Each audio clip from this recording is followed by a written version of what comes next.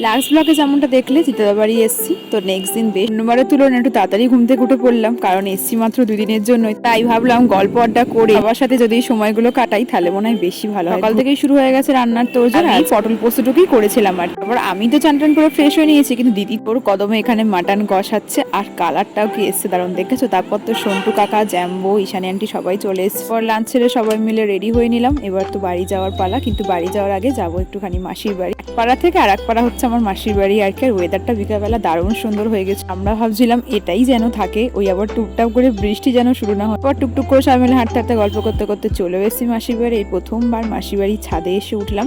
গাছপালা না থাকলে পুরো নৈহাটিটাই মোটামুটি আর কি দেখা যায়। আসার সময় দেখেছিলাম শ্যামনগরেই নতুন বাজার কলকাতাটা ওপেনিং হয়েছে। দিদিকে সেদিনকেই বলে রেখেছিলাম যে ফেরার টাইমে কিন্তু আসবো, তাই একটুখানি ঢুমে নিলাম। আর প্রত্যেকবার দিদাবাড়ি থেকে ফেরার সময় আমি লঞ্চের কাছে এখানকার মুকুনি একদমই আনতে ভুলি না, আর এবারও তা উন্নত হয়নি। আজকের ব্লগটা এতটাই।